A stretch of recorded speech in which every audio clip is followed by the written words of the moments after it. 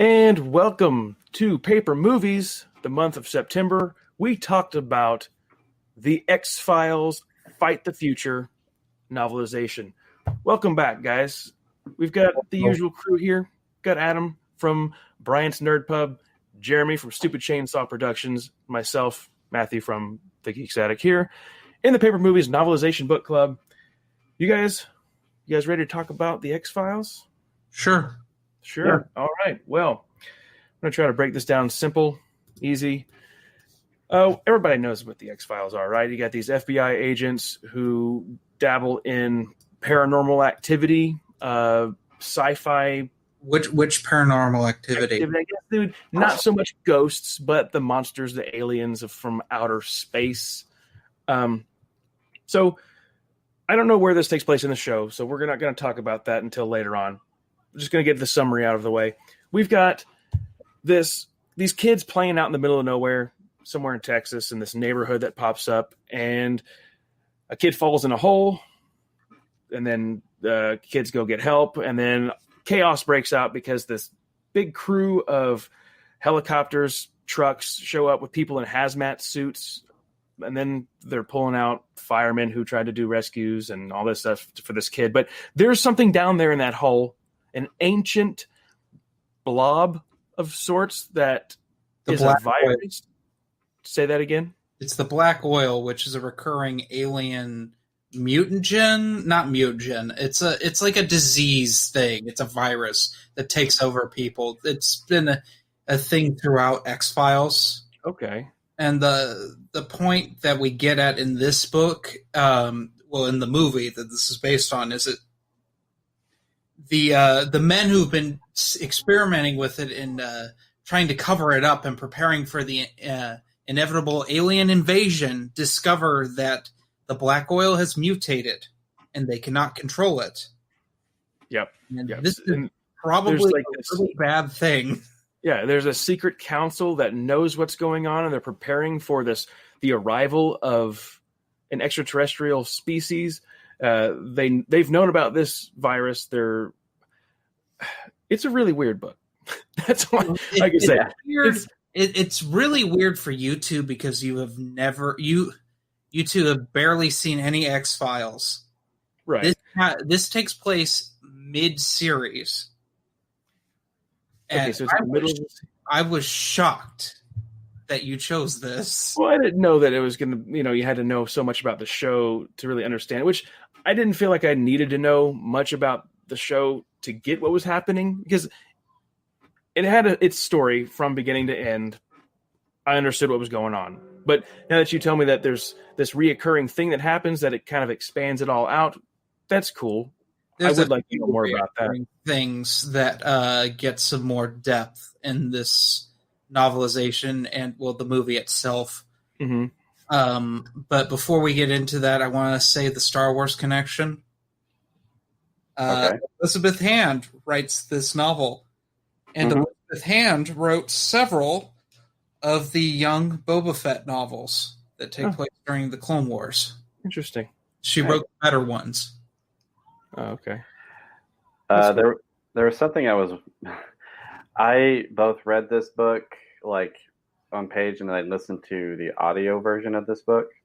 And I have to say, though, listening to the council meeting on audio was very entertaining because I liked hearing all the funny names. It's like the elegant man, or the well-mannered man, or the well-dressed man, and everything. It's just the well-manicured man. Yeah, the well-manicured man and everything. And I was just like, wow, this is like listening to what would happen if like a James Bond mixed with a Dr. Seuss book, Yeah. See, and they had the cigarette smoking man, which, of course we're going to be talking about the show mixed in with this because it is a novelization with a movie based off of a show.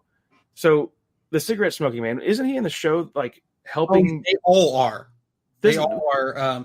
In fact, there is a show character death in the book that I won't spoil, but he's an integral part in the middle of the series, and that was really shocking when that happens. I won't say who, but there's a big character death.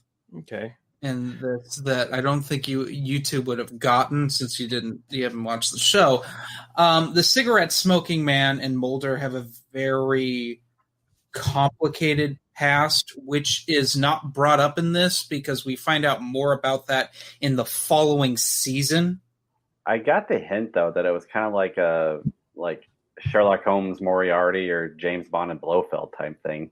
Well, yeah, there is that now, but there's a lot more to that. There's also more to what's the fate of Mulder's sister. There's one of the many revelations of what happened to Mulder's sister that is finally ended in season 7 when David Duchovny's like, I've had enough of this show and I'm leaving for like a season and a half. Okay, so from the show, what we get in the book is it seems like the X-Files have been closed for a while. Yes. And so the events that happen in this book reopen the X-Files. Yes, and that was the point of the movie. Okay. Because there was like season 5 to me is like the pinnacle season. That's when it just kept amping up and up. And then Fight the Future happens, which is awesome. It's an awesome spectacle compared to the show. Because Matthew said many a time when we talk about X-Files that X-Files looks really corny and cheesy. Like they're fun, corny, cheesy. Like, It's a 90s TV show. They don't have the budget like they do for like Game of Thrones, where it had to be made on the cheap. It was made in Canada, like to save costs. But Fight the Future is an X-Files episode with a multi-million-dollar budget. And it's incredible to watch compared to the show, just on a technical level. I was going to say, I actually watched this film last night. And really? Yeah. And while watching it, I'm just like, I'm just basically watching, it's like I was watching a 2-hour feature of the X-Files. Like, yeah. So after you read the book, you watched the film, did everything line up basically exactly the same? Were there a lot of differences? Did the author explore new territory, or basically just stick right onto the script? For the most part, it was the same.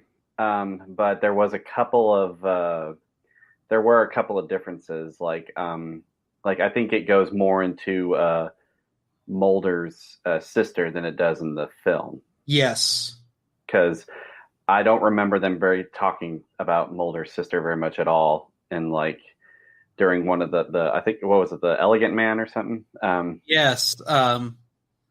Who, as I recall, because he has dealings with Mulder before that, and he calls him Mr. Mulder. That's like he has the weirdest way of saying Mulder. But that could also be, there's another guy that was part of the council in season 1 named Deep Throat. Was literally his name. But he could have also talked that way, and I'm getting him mixed up because Mulder throughout the show has multiple like people that give him the insider information of like what's going on with the conspiracies.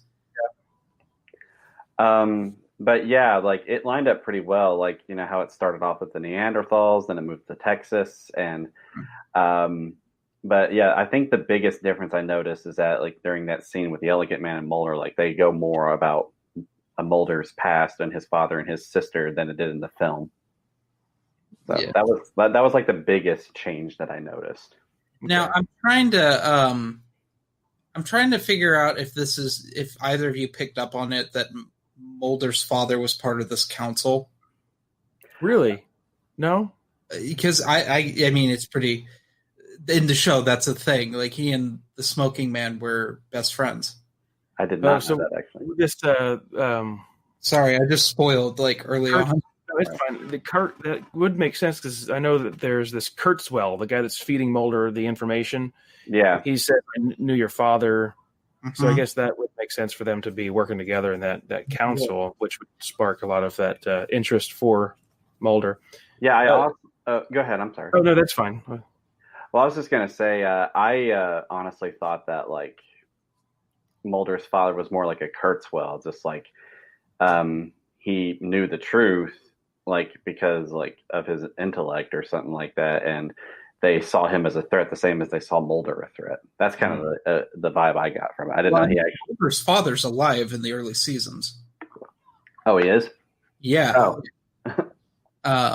I've only seen a few episodes. Actually, I won't spoil, but like, you're on the right track of your thinking, because like with X-Files, you need to just experience a lot of the twists and turns in it. Yeah, this book had a lot of weird twists and stuff that happened in it. So I was kind of surprised too with that Kurtzwell. At one point in the book, the cops are raiding his home for, what was it, child pornography? Yeah, they frame him for being. Like, wow, they went there. Which to me was a really dark thing. Is you kind of like, oh, this guy's a jerk. Yeah, and in the film when I watched it last night, they were just like, he was just playing it off as like, oh, what, they frame me for, like, you know, like for all the stuff with the kids thing again and everything, or like abuse against my patients or something like that. It's like, it's like he knew. He's like, oh yeah, I abused my patients. It's disturbing. There was a joke too that I can't remember how much difference there was, like time wise, when the joke happened. But Scully, she's hungry, she wants a snack, so she goes into a vending machine. So Mulder goes into a vending machine room where the whole, like, you know, the bomb is. It's in the vending machine. Yeah, well, we didn't explain what the catalyst is for Mulder. We haven't even talked about Scully. Right. Mulder's partner, the part of X-Files, and how they're even brought into this. Right, they're looking in Dallas at one of the FBI headquarters. Some building had a bomb threat, and all the agents are swarming in one building. And Mulder had this idea of like, you know what, we're going to go look at a different building next door. So him and his partner Scully, which she was not really happy about it. She's like, we're not supposed to be doing this. We need to be out doing other things. Kind of complaining. Her point as a character, right? Yeah, and he's proving his like, we got to be outside the box type situation. You know, so then he turns out to be right. He goes to a vending machine where somebody was walking out when he was walking in, and then that person seals the door shut with something. Mm-hmm. He welded it shut. He blowtorches it shut. Yeah, which was really quick, and I don't know how Mulder didn't hear that going on, but he's at the vending machine picking out something, and it doesn't work, and he realizes, oh, this is a bomb. So then he gets out of the building. Scully, she evacuates everybody out. Building blows up, and there was like one of the guys, I can't remember what his name was, that was going to try to defuse the bomb. Yeah, and he just let it tick, and then it blew up. So that guy, was he part of this council? No. What? I forgot exactly how he's a character for the movie. Okay. I got lost and confused again on like, how does he get tied into it to let it happen? Why? But he may have been blackmailed or something, or paid off. Well, he dies with the building, so I wouldn't say paid off. Yeah, I just can't remember if it was made clear. They're covering up the thing in Texas that was in the building. Yep. And it's the mutated form of black oil. And the well-manicured man is like, I want my grandchildren to live in a safe world. And the only way to do that is to help Mulder against the council's wishes, because cigarette-smoking man wants Mulder dead. Yeah. Or broken. And that go ahead, sorry. It just depends on the day of the week. The joke that I was mentioning, it was when she's like, oh, I'm hungry, I need a snack. He's like, I got it. And then the building blows up, and then later on, he's like, next time you're buying. Yeah. Like, ooh, that's dark. And funny. There were 3 people that died in the building, right? There's the kid and a couple firemen. I'm assuming they were dead already. Yes. Like their bodies were planted or something. The bomb was to make it like, oh, well, they blew up, to keep people from knowing that this virus killed them. This extraterrestrial virus. But the story to me was fun. It got weird in some parts. But overall, I enjoyed the book. I thought the chemistry between Mulder and Scully was a little weird at first, but it developed into something better towards the middle. Yeah, I was gonna Well, say. I was sorry. gonna. No, that's fine. I was just gonna say like the romantic tension kind of caught me off guard because, like I said, I've only seen a few episodes and but based on like all the references or just like it, I never expected them to like be An like item. an item. Yeah, I just kind of saw it as like a Sherlock Holmes and Watson type thing. So So the show, their relationship changes through the show, but you have to understand the original show was a 9-season show. And it just seems like that's the weakest point to me is like the romantic tension, for lack of a better term. To the point where in season 6 they kind of go back on that and they kind of make fun of it a little bit. There's a great 2-parter in there where Mulder and this Area 51 agent swap bodies, and the Area 51 agent is like a middle-aged like pervert, like just a jerk, and he has this miserable marriage with this obnoxious teenage daughter, and he's like not attractive at all. He's like this schlubby looking dude, but now he's in David Duchovny's body. It's one of my favorite 2-parters because he's just literally like ruining Mulder's life, and Mulder's just stuck in his ruined life. Oh man, see, in this story too, when Scully and Mulder go back to this little tiny Texas town where all this stuff happened, they covered their these villains covered their tracks. So, like up where that big cave was, they put a brand new playground, some fake. I think if it was fake grass or not. yeah. It was roll-out grass. It's regular grass. Have you never seen that before? Yes, I have. Sorry. Yeah, I know what you're talking about. Like that was, it was just weird because I'm just like, why would you put a playground over to cover up, an alien virus and everything? Like you're like, why would you put children above that? Because they were above before and fine up until say what? Then. Oh. Yeah, and like these kids, like they're, Mulder's like, I think this is fresh, it's new, and then they see some kids riding bikes, yeah, and like kids, and they're like, we ain't talking, mister. It's like, you ain't the FBI, you look like traveling salesman. yeah, that was funny. And then they like take off driving to the middle of nowhere. Oh, the bee scene. Yes, but I thought that was like weird. It's like, oh, do they have enough gas to just drive nowhere? Because these kids revealed, like, oh yeah, there's some big tanker trucks went driving that way. So then Mulder and Scully get in their car and they take off driving in the desert down some street forever. I think nighttime approaches and they're still driving. Mm-hmm. It was just that was weird to me. Like, did they not stop at a gas station? I wonder if they carry gas tanks in their cars, but I mean, it's a rental. Oh, well, never mind. Good point. Yeah. Yes, it's a rental. I don't think it matters, but the bee scene is what matters. They go into this like government lab with these corn. They're genetically enhanced corn for virus purposes, and they get attacked by bees. Yeah. Enhanced bees. Yeah, like whenever Mulder told, I don't know why it's just like moments like that in like movies or books, whenever like the main character looks at another character and says, another main character and says, hey man, run.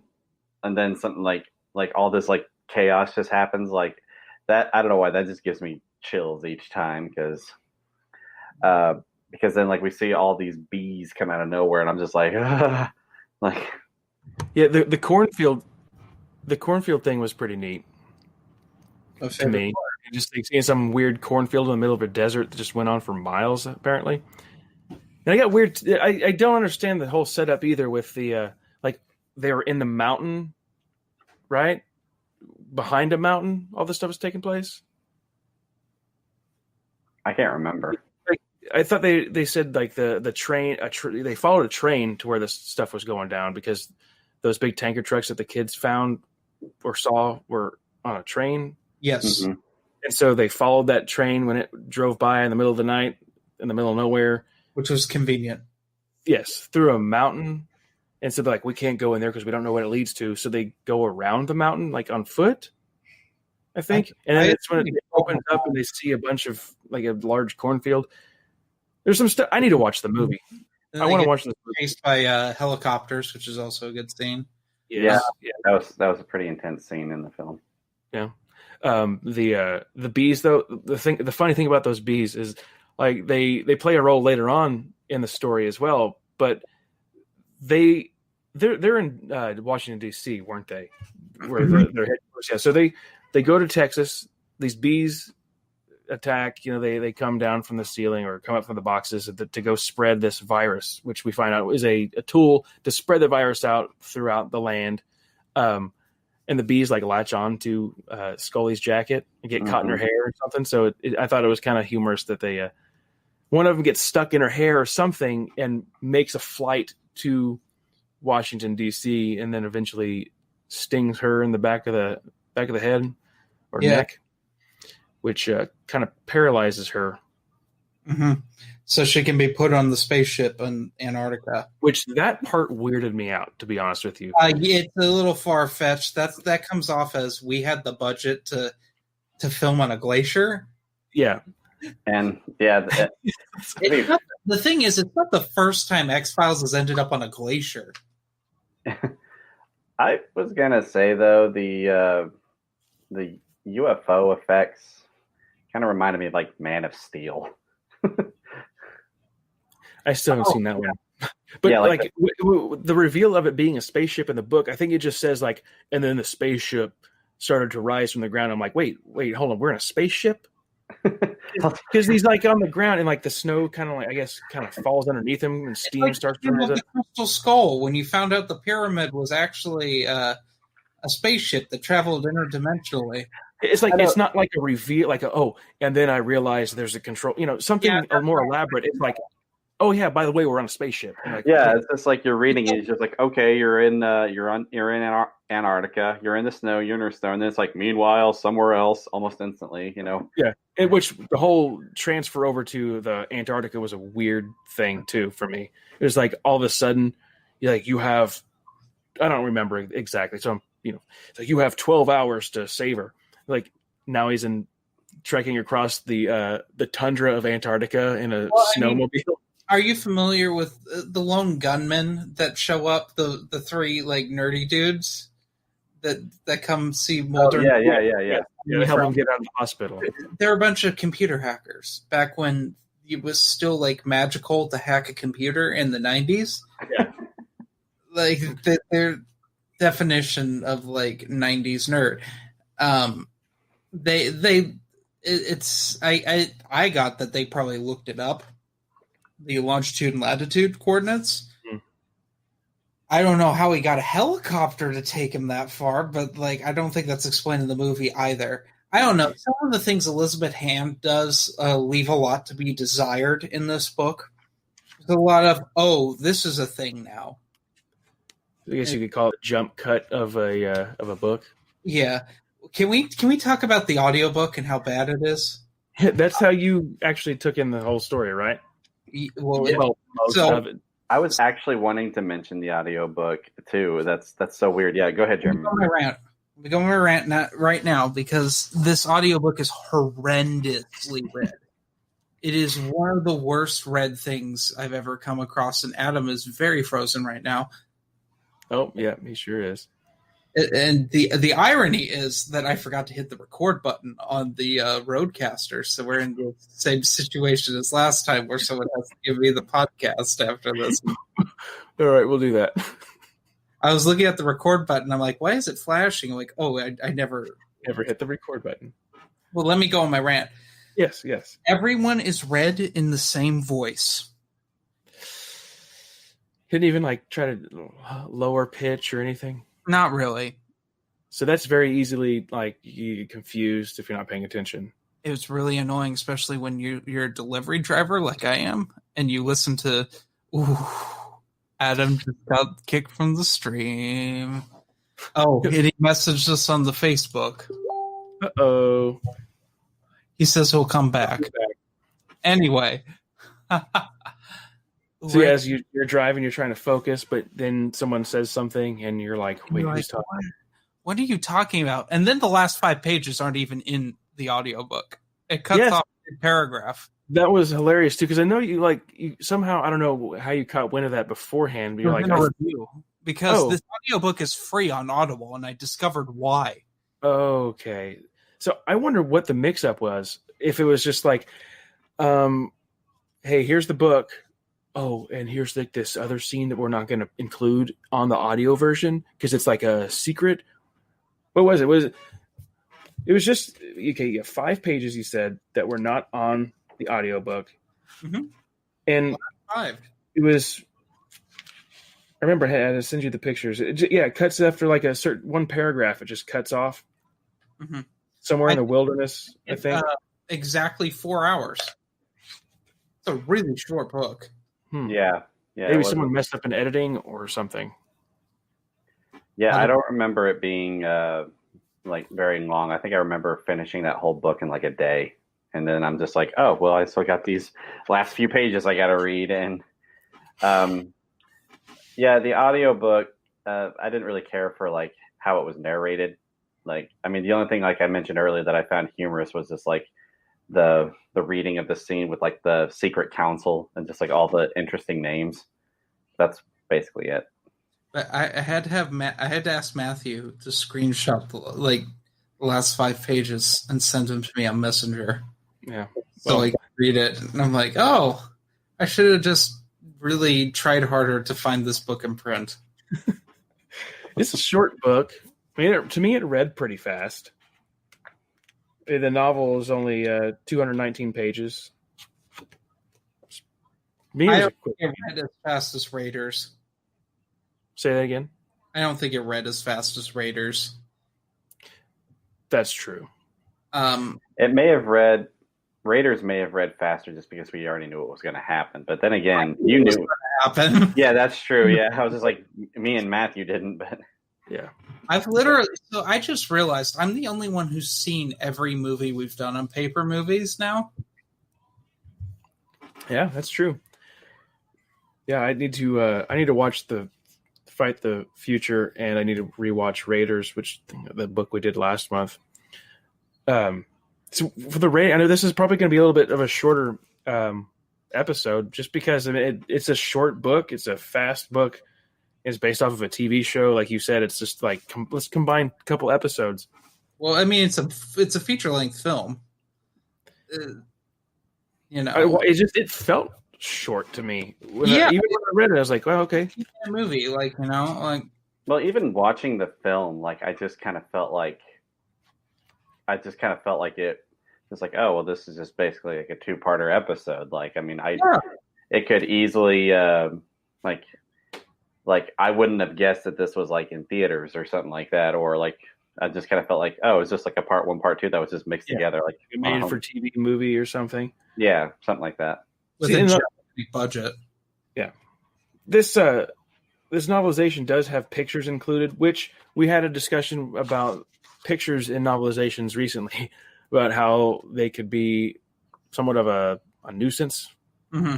When you're flipping through, it's like, oh, it's in the middle of the conversation, which this one was in the middle of a conversation. This group of several pages, I think it's like 8 pages or so. But yeah, I would read the book, and then something would happen, and I'd drop it, I'd pick it up, and I would turn to a picture that I didn't want to see because it didn't make it that far into the story, and that was a little bit disappointing. There's the photo of Scully with that alien mucus things coming out of her mouth. It was like, it was like, oh wait, I guess I'm gonna she's gonna get caught in the book. And that was like right when I got started too. I was like pretty bummed out that I saw that, because I don't even like to read the back of a novel before I read it. I want to be spoiler free 100% usually when I go into these things. Right. Let's give our final thoughts on this book. We'll start with Adam before he cuts out again. Like, you want my grade, or like just my overall like opinion? Your grade and why?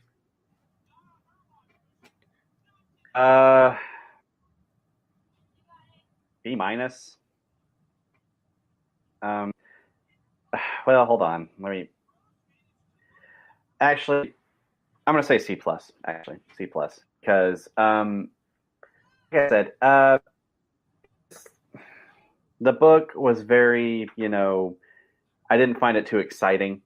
Like, kind of like what Matthew said, it was just weird, and some of it was just like it just kind of like came up out of nowhere with no explanations, just like oh yeah, spaceship, Also, it was just like with the film, it was just like there wasn't like this big cinematic factor about it. It was just like I could have easily watched that and just thought that I was watching the TV show. But like the only differences I would have noticed is like what Jeremy said, like it had more of a budget, and you can see that it did have more of a budget in the film with some of the effects. But like I said, it was weird, and it wasn't horrible, but I think C plus is probably the highest I'll give this book. Matthew. I agree. I was actually thinking about this earlier tonight. I was like, hey, you know what? I didn't write down a grade for this book. And C plus is what I came to as well. I mean, it's not a horrible book. It's not a great book. The story's fine, but there were those weird things. Yeah. Oh, all of a sudden we're in the middle of Antarctica driving a snowplow. Then you get the weird stuff with the, like I said, driving in the desert with no. The time went by really weird for me in the book. Mm-hmm. We're over here. Now we're over here because we took a flight. Oh, well, hey, I got a meeting in Washington, D.C. in 2 hours. I better go.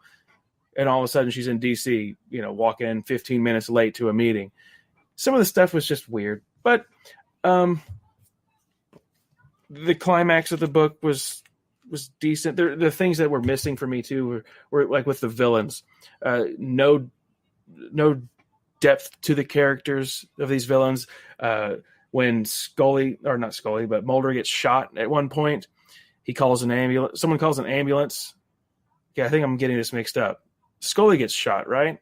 Scully gets sting. Right, and Mulder gets shot because he called an ambulance for Scully, and then the ambulance pulled up and took Scully away, and before the ambulance door shuts, he gets shot by this guy that he saw in an alley who has been, working with the bad guys.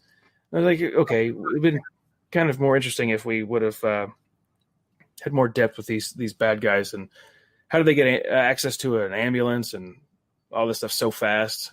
It just got weird. You know what I mean? It goes back into the whole time, how did he know that Scully was going to get bit by a bee and to show up with an ambulance? Well, I have to judge this differently, being as I've seen all but the last season of this show, and I've seen both movies. Everyone is already established in the TV show. That's kind of a detriment, because this is not for casual, I've never dealt with X-Files before. It's not. You need to have some knowledge of what's going on to get a grasp of what's at stake and how these things go. With that being said, it's a very fast-paced movie, and Elizabeth Hand has really terrible pacing in this book. Like Matthew said, oh, we're here, now we're there, now we're there. It's like jump cuts in a book. Mm-hmm. And loss of time. It almost feels like the book is abridged. Yeah. And never a good sign when your book's feels abridged, and that's the final draft. That's a good point. Also, it doesn't add enough, in my opinion, to warrant a movie novelization being good. We've talked about with pretty much every other thing we've reviewed, there's substantial things that are different, and that's what makes a movie novelization interesting to read. And with this, it's not. It's basically the same thing. Yeah, and it's I want to do something a little bit different by picking an X-Files sci-fi weird movie. You picking the good one, and we did read "I Want to Believe." Yeah, well, it's since we read The Predator. Yeah, we need to read some hits before we start diving into garbage again. Yeah, I agree. I don't think there's gonna be garbage for the rest of the year, but I give this 0.8 out of 5. 0.8 out of 5. Wow. It could have been better. Yeah. It's a little frustrating how choppy it is, to the point where it becomes a detriment, and just things aren't explained well. I know that there's supposed to be some mystery behind things, especially at the end. It's but you don't get any insight. Just Well, the thing that I found the most interesting about this story wasn't even in the actual movie. It was about, Mulder's sister, the secret behind that. And it was only that's the only thing that you can find different in the novelization. And you do find out that revelation in the show anyway, and then you find another revelation later that I won't spoil. Okay. There is a conclusion to that. Oh, okay. And it's very sad. But you think it's one of those things. Well, it is she was abducted when she was 5 and was never seen again. Oh, really? Wow. Yeah, she's abducted by aliens. Oh, okay. I think I remember hearing about something like that. Yeah, that's found out early on, and that's the whole reason that the X-Files, Mulder's in the X-Files. Well, one of the reasons. Yeah. And that's another reason, too, why I like to pick this one. Something completely different. It's a movie based off of a TV show that also has its own little expanded universe. Yeah, it does. It does. Mm-hmm. It has a contradictive expanded universe. That's what I would have imagined. That's because they started, they had X-Files comics were a big deal from IDW, and they made a season 10, and then season 10 came out. It's very different. Hey, well, franchises got to do what they got to do to keep things in check. No. But almost. So do you guys have anything else you want to add about the X-Files Fight the Future? No. Going to wrap it up? I think I enjoyed the experience, but, C+ experience. Yeah, it wasn't The Predator. I would like to read another X-Files novel, though, that's not a novelization. Yeah, that's good. I, at least, like I said, I mean, it hasn't, turned me away from wanting to watch the whole series, or at least most of it, anyway. That's good. I'm still interested to watch it. So. Yeah. But before we wrap it up, we were wanting to announce something, and hopefully I can get through this whole announcement without freezing or losing internet connection. But if I do, one of you guys take over for me.